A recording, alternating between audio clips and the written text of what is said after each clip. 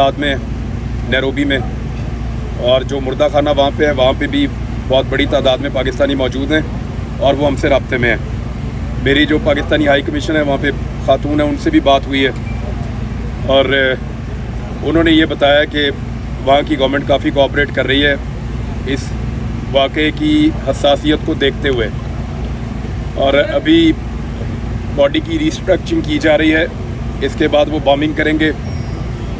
یہ لگ بھگ 8 گھنٹے کا کم سے کم پروسیجر ہوگا، 8 سے 9 گھنٹے انہیں لگ جائیں گے۔ 2 فلائٹس اور ہیں جو صبح پاکستان آ رہی ہیں، ایک فلائٹ صبح 3:45 بجے آئے گی اور دوسری فلائٹ صبح 7 بجے آ رہی ہے۔ دونوں فلائٹس میں کوشش کر رہے ہیں جو پاکستانی وہاں پہ موجود ہیں اور جو پاکستانی عملہ وہاں پہ موجود ہے کہ ان میں سے کسی ایک فلائٹ میں ارشد بھائی کی میت کو روانہ کر سکیں۔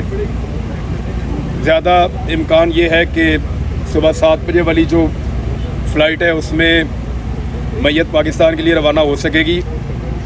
راستے میں یہ فلائٹ رکتی ہے مڈل ایسٹ میں اور پھر پاکستان آتی ہے، تو لگ بھگ 11-12 گھنٹے کا یہ جو میت کا ٹریول ہے وہ یہ رہے گا۔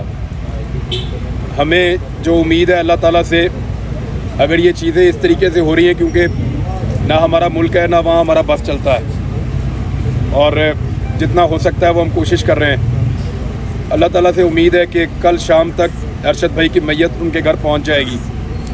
ابھی ہم نے سب سے گزارش کی ہے کہ آپ لوگ یہاں سے چلے جائیں، مہربانی فرما کے کھانا کھا لیں اور چلے جائیں تاکہ ان کی فیملی کو ہم دیکھ سکیں۔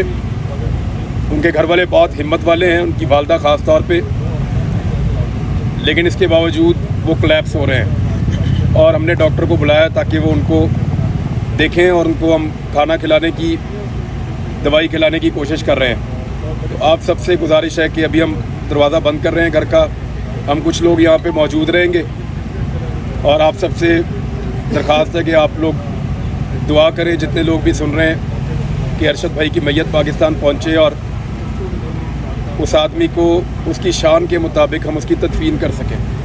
بہت شکریہ آپ سب کا۔